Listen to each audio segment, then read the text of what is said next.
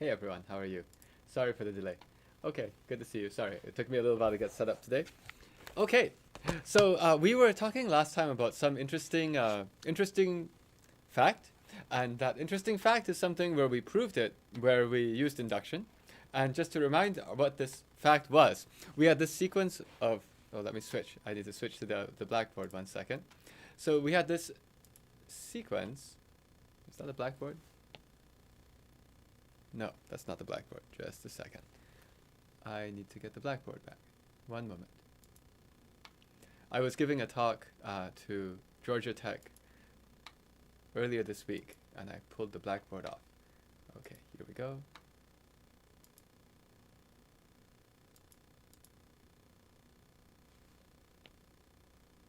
Whoa, weird stuff is happening. That's not supposed to happen. I'll be right back.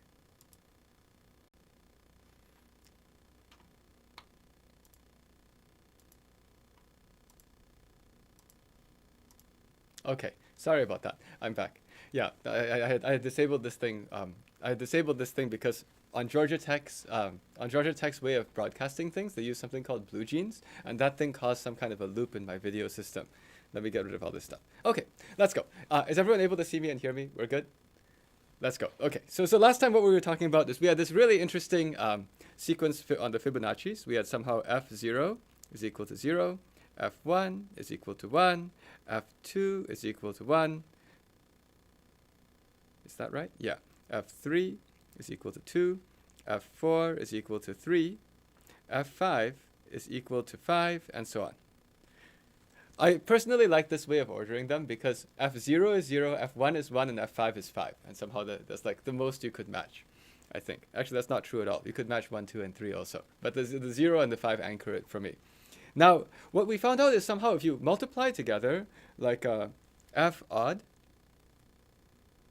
times the f odd plus 2, which is the next odd, that was equal to f odd plus 1, which is the number in between, squared, and then plus 1. Okay? And we found something similar for the evens. And we found out f even times f even plus 2, that was equal to f even plus 1 squared, and then minus 1. Now, I said that there was some way that we were going to prove this thing. And it turns out that the method of proof that I had in mind, I mixed up slightly.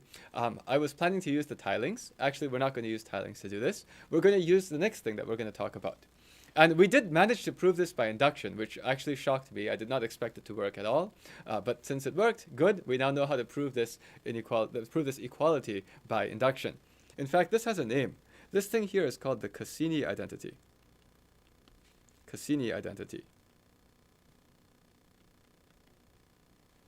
I think. Now, the way I want to prove this is something which is extremely different from what we might have thought to do. Although the first day of the class actually gave a hint towards something that we could use here. RH, Chris, is that raised hand because of something early in the class? Chris? No. Ah! There's an audio thing that I have to fix. No wonder I couldn't hear any of you guys. Just a second, I'll fix this. This one I know how to fix. Hang on. I think I know how to fix.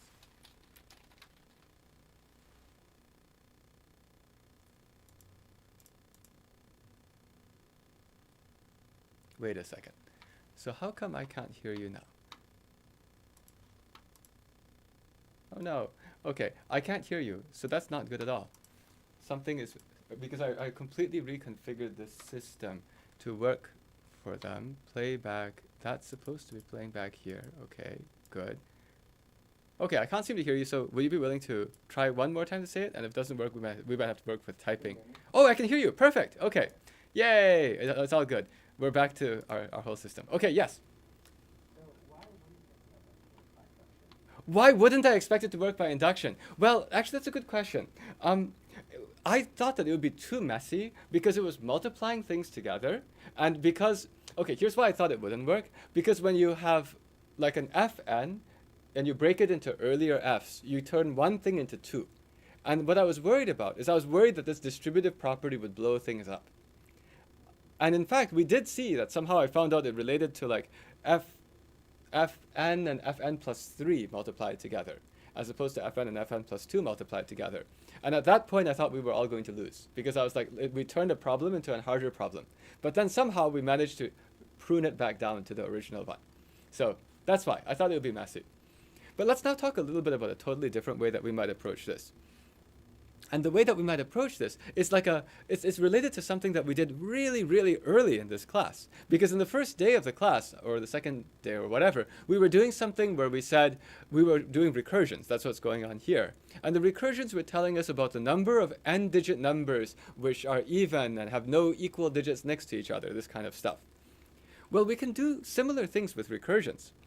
It turns out that because if I write fn, because I can write fn is equal to fn minus 1, I'm going to write it as fn minus 2 plus fn minus 1.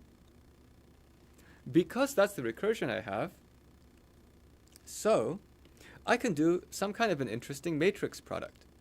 And originally I was thinking we weren't going to use matrices, but it turns out that's actually more useful here. I can write that fn minus 1, that's a 2 tall 1 across vector. This is equal to some square matrix multiplied by fn minus 1, fn minus 2, a vector which is 1 across and 2 tall. Can someone tell me what you can write in there? This is now about matrix multiplication. Advait. So you know that fn is equal to fn minus 1 plus fn minus 2, so like the top two things have to be 1. Let's start with that. So let's say, Advait, thank you. So you gave us that the top part is a 1 and a 1, because the way matrix multiplication works, we grab those two, and we turn it on its side, and we hit them there. And that means that I'll take 1 fn minus 1 plus 1 fn minus 2, and that recursion is telling me that that's fn. Can anyone tell me what to write on the bottom? The bottom is not going to be 1 and 1. Chris? 1, 0. Let me try that. So if it's 1, 0, then what you've just done here is you take that guy, you turn it over there. So it's 1 times fn minus 1 plus nothing, which is fn minus 1. So we're good. Okay. This is extraordinarily powerful. So if I happen to have this fact, now I can go and try to say, well then, could we try to find any kind of a formula for, could we find a formula for all of the f's? We actually could. How might we try to find a formula for all the f's with this? Braden. So instead of just going from fn minus 1 and fn minus 2 to fn and fn minus 1, we could go from like f1 and f0 to fn and fn minus 1. Like a matrix to some power. Yes, this is the matrix power thing that we had before. I'm just going to write like one iteration of this, and then we'll see it keeps going. You see, if I do twice, then that becomes fn minus 2 and fn minus 3. Did this make sense? It's because like this last part would be if I had the 1, 1, 1, 0 multiplied by fn minus 2, fn minus 3. Well, that's just giving me the fn minus 1, fn minus 2, which I multiply this guy on the left, and I get fn minus 1. So if I continue this all the way out, what you see is that this is where Braden is saying he wants to get to f1, f0, because that would be convenient. Okay. So if I were to keep going, then that's equal to some power 1, 1, 1, 0 to some power, I'll leave a space there, and then you want f1, f0. This is actually, by the way, why I like to have f0. Because f0 is a very convenient number. It's just 0. Like 1 and 0 are really nice. Okay, what is the power? If I've written this, I want fn minus 1 is equal to this thing to some power times this stuff. What power? Insane. I think it should be power n. Power n. Okay, let's see what happens, right? So if it's power n, the way that this works is, notice that every single time you hit one of these, you increase the guys by 1, right? Like this is like a fn minus 1, hit with one of these, it becomes fn. But one thing about if you do that, right, if you increase these guys by n, you'll get to fn plus 1. So I should change it a little bit, but I actually like n better. I'm going to use n in a moment. So I should change this. I think this one is n minus 1 because I have to increase these guys n minus 1 times. But I don't like n minus 1. Who likes raising things to power n minus 1? I like raising power n more. So the way I'm going to write that is, let's just see what is raising to power n. I'll leave this blank first, and I'll write this is 1, 1, 1, 0 times f1, I need power n. Power n and f1, f0. f1 and f0 I know, those are just 1 and 0. And what would I put here? Advait. Shift up fn and fn minus 1 by 1, so it becomes n plus 1 again. Great. And by the way, that's still okay. If my goal was to find out what is fn, I just go and take this power, multiply it by that thing, and get the bottom piece. And I could get fn. It's actually still useful. And just remember, f1 and f0 are just 1 and 0. So this is 1, 1, 1, 0 to the power n times 1 and then 0. Okay, so this is cool. And we are actually going to use this by the end of today's class to get a formula for the Fibonacci numbers. We're going to get it from here. But before we go there, I want to actually go and talk a little bit about how, well, no, let's get there first. And then I'll talk a little bit about how this matrix thing is actually extraordinarily powerful. And you can even use this matrix thing to prove this Cassini's identity, the thing that we had from before. Okay, so now I need to go and take a power. And this is where we're going to start to remember some of the things that I mentioned earlier. And this is where it's useful to draw on some ideas from a matrix class or a linear algebra class. I am very curious about what is the bottom piece. So now I need to go and take this guy, raise it to some power, and then multiply by 1, 0. I wish I knew how to raise 1, 1, 1, 0 to some power. Well, let's go over into another screen. If only I could write 1, 1, 1, 0 as, what I want is I want to have like an inverse of a matrix. I always forget whether the inverse is first or the normal matrix is first, but it doesn't matter. We'll figure it out. Then we want some lambda 1 and some lambda 2 and 0 times the matrix itself. If I can get this, now multiplying this by itself many times is awesome. Because just to remember, this is called diagonalization. That's the goal here. This is called diagonalization.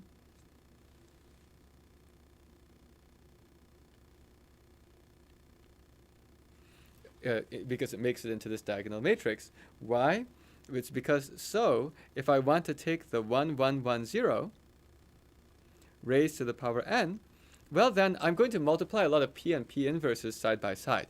If you go and pick like n of these and grab these 3 matrices and slap them side by side, you'll always be putting a p inverse next to a p. Those cancel.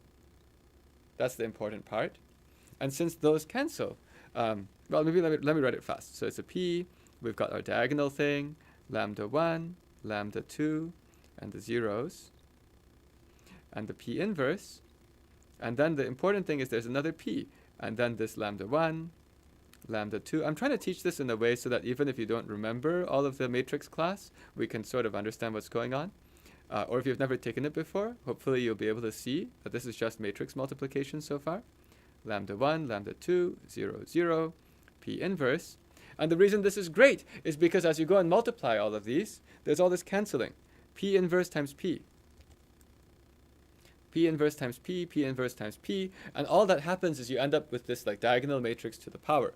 And if you just experiment with multiplying diagonal matrices by themselves, you actually get nice simple lambda 1 to the n, lambda 2 to the n. I'm gonna write my zeros just in blue so they don't look like they stand out at all, and then p inverse. Okay, so that's what my goal is. My goal is to go and find some way to diagonalize this. Just yeah.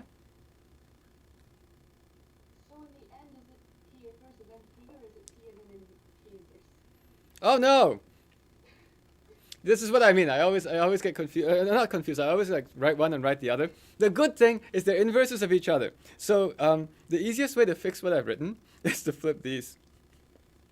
But what's important, all I care about is that they're inverses of each other. In fact, you'll notice we barely care at all about what those are. Darn it. Actually, I don't like that. The reason I don't like that is there's a reason I prefer it the other way, I think. Is that right? Yeah, there's actually a reason I prefer it the other way. Trying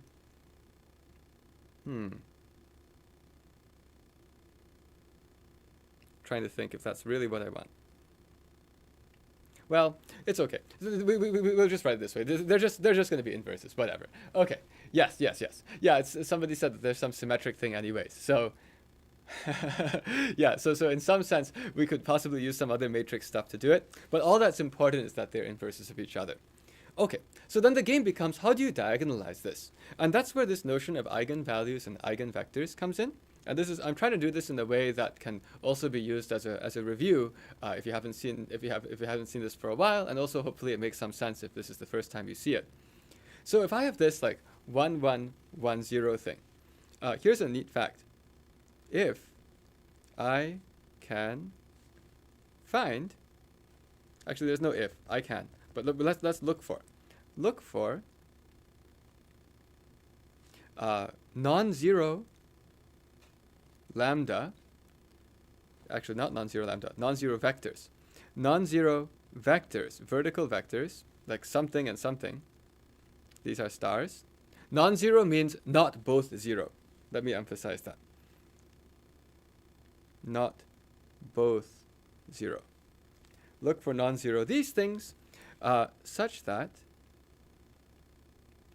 if I went and took this 1, 1, 1, 0 and multiply it by this vector, that happens to be just a rescaled version of that vector. So this is like lambda times that vector. Now, whenever I write a scalar, lambda is a number. When I write a number times a vector, that just means you multiply both entries of the vector by the same thing. Now, why is that useful? In fact, oftentimes we call this vector like v for eigenvector. I'm going to write this vertical thing, which is too tall, and I'll write a v inside. And the v here is clearly written in between two of the positions, so it's not like it's just a v. V stands for a vector. It stands for both of these. Okay? And the reason why this kind of a thing is useful, that if you could find this funny vector v, so that if I multiply the matrix by the vector, it's the same as rescaling the vector. The reason this is interesting is because actually we're going to find out that there's two of these. We're going to end up finding out that there's like two very different kinds of vectors v that make this true. I want to do this by example, so I want to make it less theoretical. Let's just go and do it right here. How would I go and try to find the vector v so that multiplying this by the vector v happens to just rescale the v? Well, again, some people have taken this class before, some have not, but let me just say a little bit. It should bother you that I've got some nice matrix thing going on here, and I just have like a bare lambda multiplied by that. That's strange. Well, the way you deal with that is we could turn this into actually a matrix product. So, equivalently,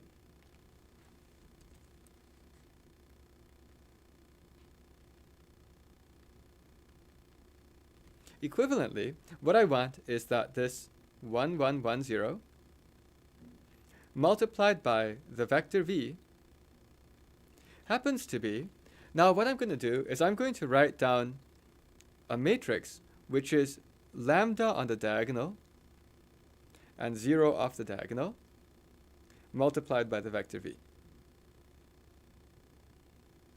Now this should look more like multiplying matrices. Because if I actually think about what happens when you have any matrix and you multiply it by a diagonal, like an identity matrix scaled up by something, actually that is exactly what happens when you take a vector and you scale both of the entries by lambda. Is what I wrote okay with people? Like the left-hand side is just what it was before. It was just the matrix multiplied by this v, whatever the v is. Haven't found it yet. And the right-hand side, it's just a diagonal matrix. So if I do the matrix product, you can even see what happens. If you try to do the matrix product, the top entry is just going to be whatever was the top entry before multiplied by the lambda, and the 0 doesn't do anything to the other one. And the bottom entry, if you try to do this product, will give you 0 times the top entry, so it won't give you anything there, plus the bottom entry times lambda. So this matrix product actually gives you lambda times each of those entries. That should also make sense because this is like lambda times the identity times the vector. Identity times the vector is just the vector. Well, why did I do that? I did that because this is actually quite standard that people will often call this thing lambda times the identity. Okay? You will often see that in books. And in fact, we might use that later in this class. But I'm just going to show, if I wanted to find something like this where v is not 0, look, they're both sides with v. And so if both of these sides have v, let's just go and subtract this whole thing onto that side and factorize. It's sort of like if these weren't matrices, if I knew that like xv equals yv, then x minus yv equals 0. Not then, it's equivalent to x minus yv equals 0. So now let's do that. So this is also equivalently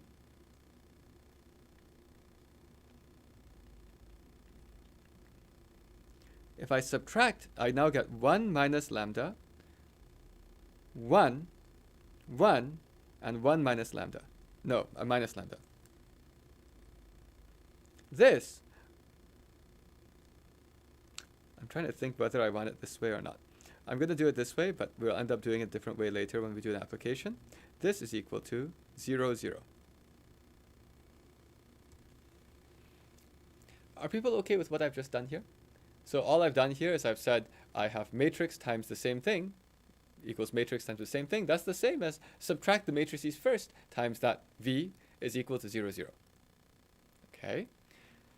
Now the question is, how could it be that there is a way for this matrix to multiply by a not both 0 vector and get the 0 answer?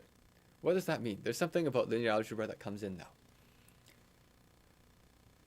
There is actually an if and only if statement here of like when this v exists. It's sort of like matrix multiplied by vector of unknowns. This is a vector of unknowns equals 0. Let's get some more people who haven't answered yet. Jack. Are you looking for like a system as solutions if it only has the determinant is not a 0? Yeah. So it's something to do with like there's some system of equations. That's what's really going on here. This is a system of 2 equations and 2 unknowns, right? The lambda, well, okay, you might say lambda also seems like an unknown. But what I have here is this sort of setup is like systems of equations in 2 unknowns. And they have a solution or not have a solution has something to do with determinants. Actually, this is what's called a homogeneous system, if I use that word, but we don't need to worry about vocabulary here. It's just that if I happen to have matrix multiplied by non-zero vector gives me 0, that actually tells me something about this matrix. It tells me that the columns of the matrix are linearly dependent. That's one of these words. It means that somehow these are not really 2 different equations, if we were to put it that way. So actually what's going on is that this happens. There exists a non-zero v for this exactly when the determinant of this matrix is 0. Non-zero v exists if and only if the matrix, let me write the numbers first. 1 minus lambda, 1, 1 minus lambda, that was supposed to be a lambda, has determinant 0. Okay, quick question. Is this something many people are familiar with? This is like something from like the theory of matrices. Sometimes you see this, some high schools will teach this, but definitely classes in CMU, which are about any matrix anything or any linear transformations anything, at some point in the semester is going to tell you about when, if I take a matrix multiplied by a vector, when I can get that to be 0. And by the way, there's a very easy way to make it 0. Just make the vector 0. Like if you have a matrix multiplied by 0, 0, bam, that's going to be 0. But what this is often called is this is called a non-trivial solution. Like somehow in math, if something is a standard thing, we call it the trivial solution. 0, 0 will always make the product equal to 0. This means that it has a non-trivial solution to this equality of matrix times vector equals 0. Are we okay with this?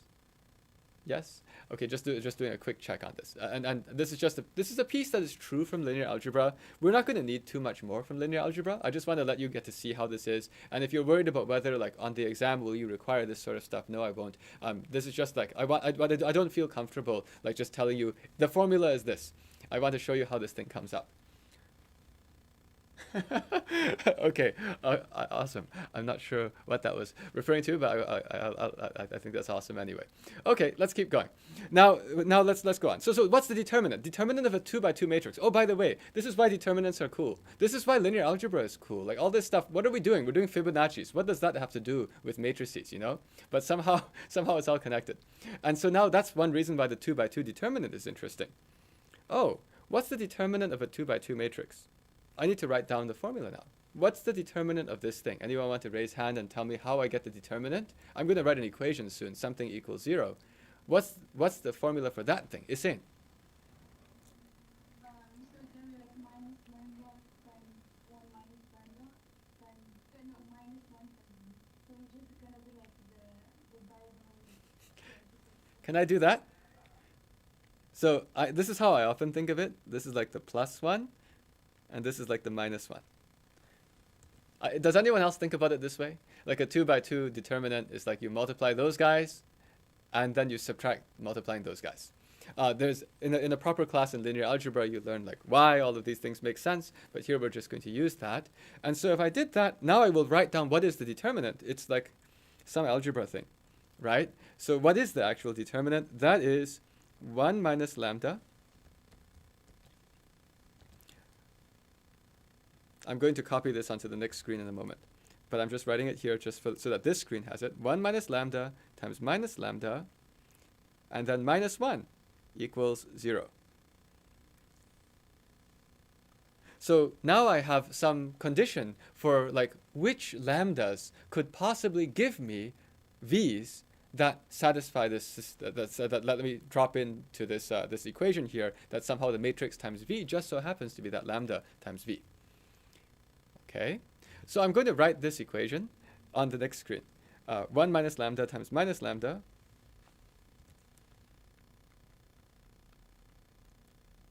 And then it's minus 1 equals 0. I guess I should solve this now. Let's go and find out which lambdas work. So this is now the, how do you solve a quadratic equation? Minus lambda plus lambda squared minus 1 equals 0. So I get lambda squared minus lambda minus 1 equals 0. Oh, let's just use the quadratic formula on this guy.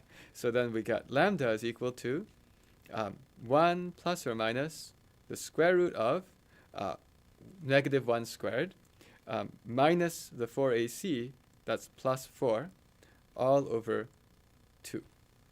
Are people okay with this? So far I just was saying like, I want to go and find out what lambdas might work. And I get these ridiculous numbers. 1 plus or minus the square root of 5 over 2. All right. If I have 1 plus or minus the square root of 5 over 2, Andres, you have a question or a comment? No, sorry, that was for one of the previous questions. Okay. I'm sorry. I just didn't call on you fast enough.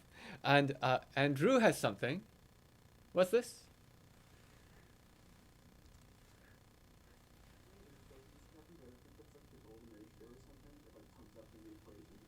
Yeah. Yeah, so this is like the golden ratio. 1 plus the root 5 over 2, 1 minus the root 5 over 2. That's actually the golden ratio. So just fun fact, golden ratio should be yellow. Golden ratio is like if you took this most beautiful rectangle, something like that. That's probably not actually golden ratio. But I need to make it look more beautiful. Maybe that looks more beautiful. Look at that. That's much more pleasing. Okay, so you draw this beautiful rectangle, and the ratio of like the length over the width, that actually is 1 plus the square root of 5 over 2. And I actually happen to know the first few digits of that because, what is it? It's about 1.618. That's because 618 is my birthday, so it's easy for me to remember that. So my birthday is actually the golden ratio day. But somehow the two things here of 1 plus root 5 over 2, 1 minus root 5 over 2. 1 minus root 5 over 2 is actually kind of nice. Is it? Actually, I'm not sure it's nice. Maybe it's nice. Does anyone know what it is? Is it minus 0.618? I forgot already. Maybe? Oh, I know how I can figure it out. I'm going to cheat. The way I know is because the sum of the roots is 1. Okay, so if the sum of the roots is 1, it better be minus 0.618. Okay, so the other one, so these two roots, by the way, it's actually important what they are. So these two roots are 1.618 dot dot dot and minus 0.618 dot dot dot. And again, the way I cheated and figured out what the other one was is because if I've got this quadratic, the sum of the roots is like minus the minus 1. So the sum of the roots is supposed to be 1.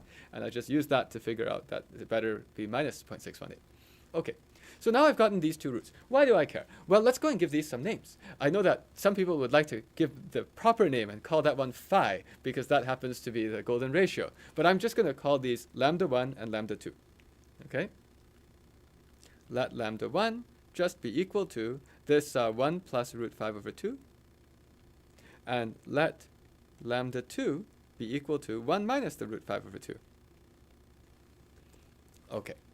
So now that I've done this, it actually turns out that for either of the lambda 1 or the lambda 2, actually that v exists. Okay? So if I go back to this thing that I was at before, I have these two lambdas, and they're different. It's important to note that these two are different lambdas. And so I've got these two different lambdas, and these two different lambdas are going to give me that for each of them, I could find a v. I could find a v if I wanted to. I'm just too lazy to find out the v.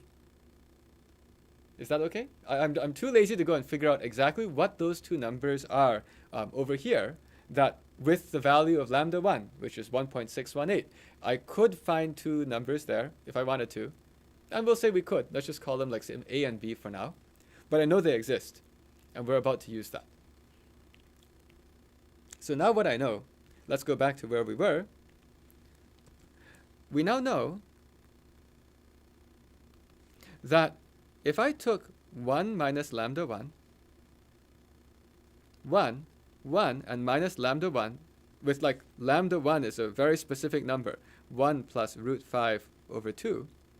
If I took this, I know that there is some choice. Let's give these some names, A and B. I don't care what they are.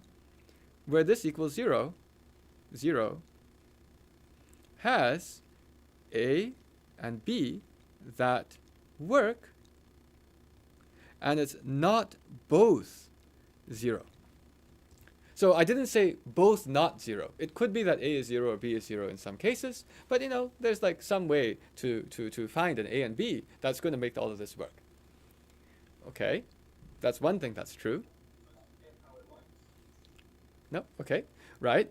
And from this I can actually unravel everything we had before. In fact, this thing, if I unravel it, you can even see it here. This actually then implies that if I took 1, 1, 1, 0 and multiply that by the AB, that is equal to actually lambda 1. Yeah, I'll write it this way. Lambda 1 multiplied by the AB. Are people okay with this? This is what we had before. That's how we pulled it back. Well, that's true for lambda 1, but it's also true for lambda 2.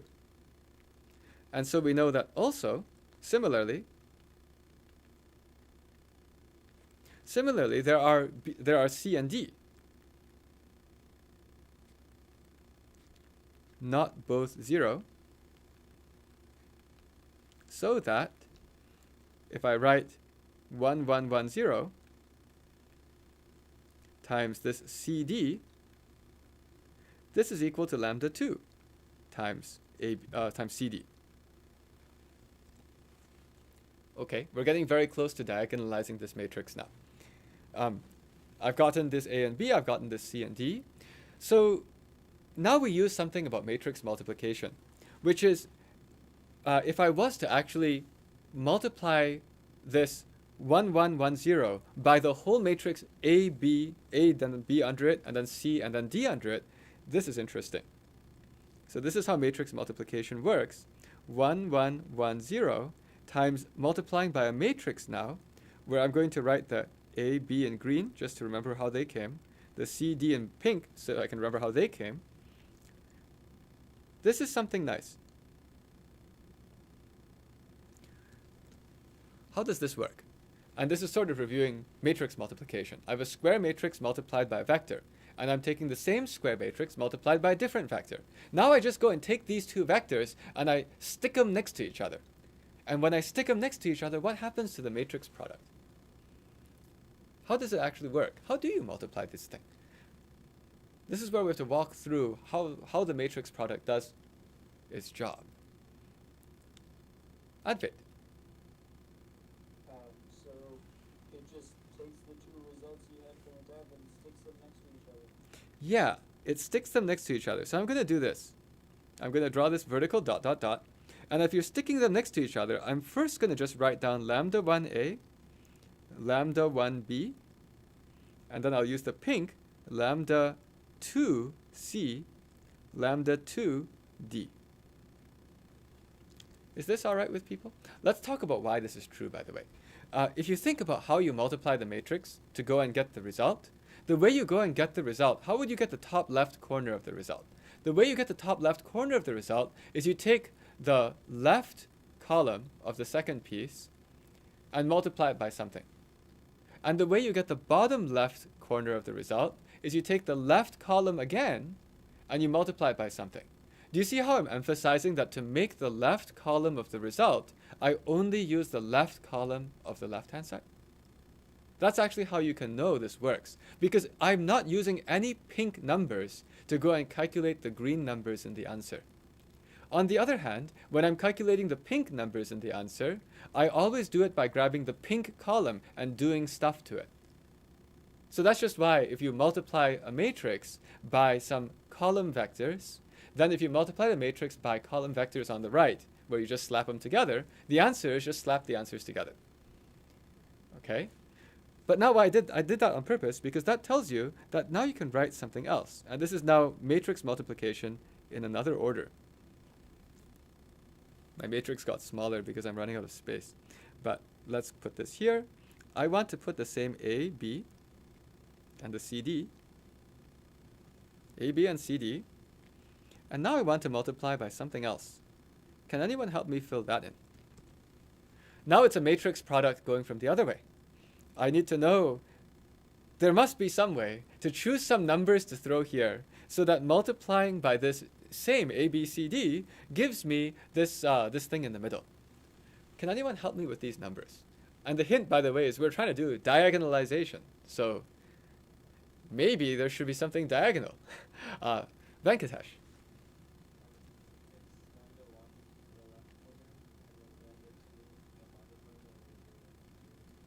Let's see if this works.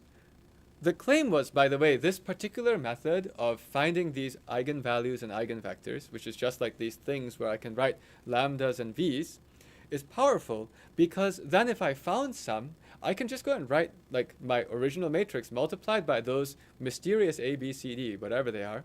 And then when I go all the way to the right-hand side, let's check the matrix product. If I go and do this, if I want to know what's the top left over here, I go and take the left column on this guy, which is lambda 1, 0, multiplied by the top row. I do get A and lambda 1 put together. How do I get this bottom column? Well, I go and take this particular piece, lambda 1, 0, and multiply it by B, D. So I get lambda 1, B. So this works. And actually, in general, whenever you're rescaling the columns of a matrix, if you write multiply by a diagonal matrix, that just rescales the columns, which is a neat fact. So if you ever have a matrix you're trying to get by rescaling the columns of one, just multiply by a diagonal matrix where the scaling factors are there. Okay. Now, why is this interesting? Because I needed to get some like P in. Oh, hey, it is going to be P and P inverse. Oh, we got lucky. Okay. So my claim is, hey, what if I just had this as P?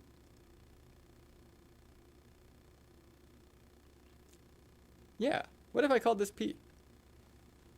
How close am I to getting what I wanted? I wanted to get that the original thing, 1, 1, 1, 0, was supposed to be P times a diagonal times P inverse. What should I do to both sides in order to make that happen?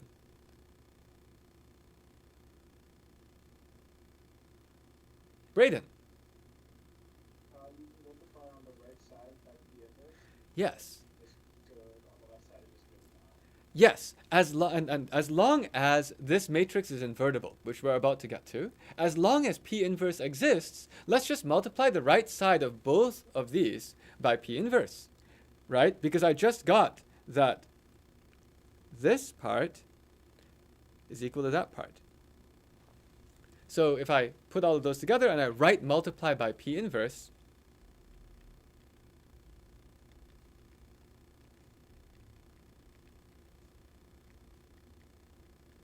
if it exists, we'll have to talk about why it exists in a second.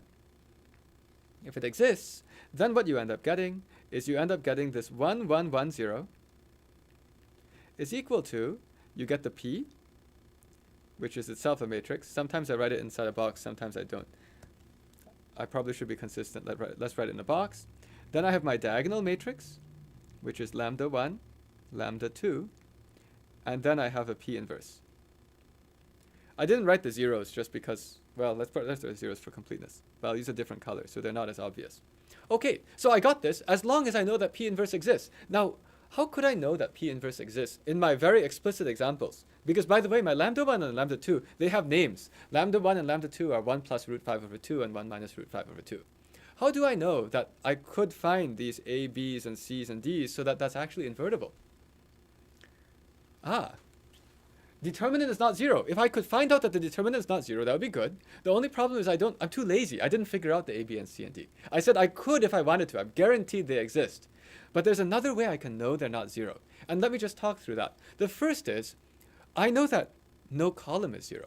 So the thing is that A, B, and C, D, that's like 2 columns. That's like 2 vectors. And there's something about determinants or about invertible matrices. As long as these 2 columns are what is called linearly independent, I'm good. Yes, I see. Advait has already said these have to be linearly independent. And one thing is, first of all, there's no 0. There's no 0 column. There's no 0 column because we made sure that was why we made the lambda 1 and lambda 2 with not both 0. I'm just trying to walk through why all of those decisions were important. The first is it's important that they weren't both 0. Okay? And okay, so now I know that I have 2 different things. And how do I have any guarantee whatsoever that these 2 aren't linearly dependent? Meaning, it could be bad if they're both the same vector just scaled differently. Are they both pointing in exactly the same direction and parallel? Is there any way I can know that they're not? And if as soon as I know that, I'm done with this inverse exist piece. So I'll just write down inverse exists if somehow the AB, CD,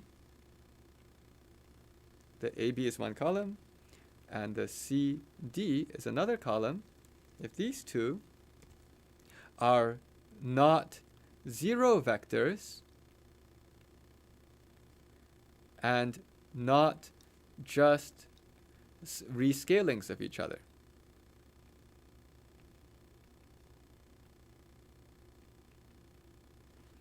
Okay, and we know they're not both 0 vectors. How do I know they're not rescalings? Okay, Advait already put something out. This is because they actually correspond to different lambdas.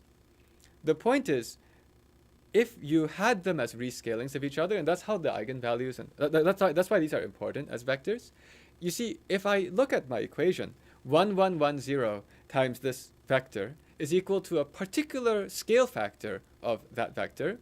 Well, if I just take my input vector and I just rescale that input vector, my output should scale by the same amount.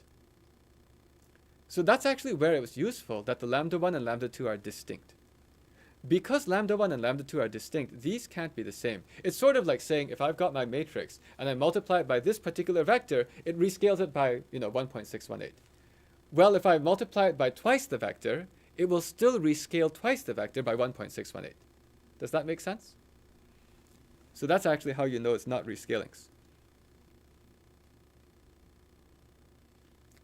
Since the lambda 1 is not equal to the lambda 2. Okay, so in that case, what we have gotten to at this point is we have managed to show that this particular guy has a diagonalization way of this P, this thing, and then this P inverse. All right, so now I just need to know what happens when I raise it to the power n. And I'm going to just put that down here. We're actually, unfortunately, running out of the time. We will get the whole formula next time, but I want to leave it at the top of the screen, what we will be playing with. We now have gotten to that this 1, 1, 1, 0 raised to the power n is going to be whatever the p was. The p was some a, b, c, d, multiplied by, now if I raise these to some powers, it's lambda 1 to the n, lambda 2 to the n, and then we've got some 0 and some 0. And now we have this a, b, c, d, but inverted. Okay? And that's what we have with this power to the n. But that's actually not the only thing we care about.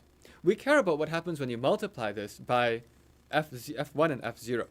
So what we have here is fn plus 1 fn. What we actually care about, this is going to be equal to, I take this 1, 1, 1, 0 raised to the power n, multiply by the 1 and 0. And so now we have gotten this crazy formula with some funny a, b, c, d, which we'll figure out next time. A, b, c, d times this powers of lambda, lambda 1 to the n, lambda 2 to the n, 0 and 0, and then multiplied by this a, b, c, d, and a and then b under it, c and then d under it, inverse, and multiplied by 1 and 0.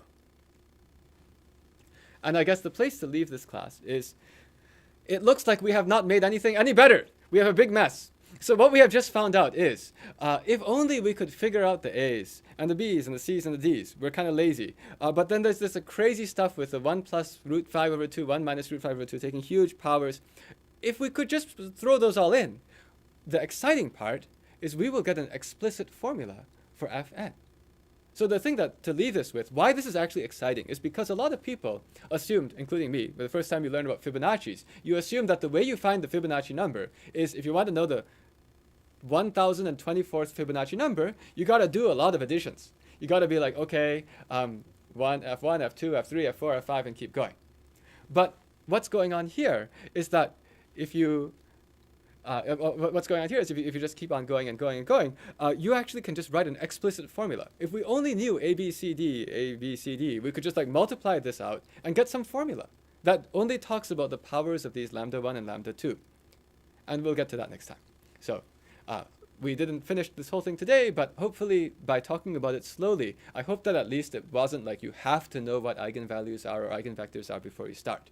Everything that we've done is just relying on when like a 2 by 2 matrix has like an inverse or not. Okay. Thanks everyone. We'll see you next time. Background noise. Was there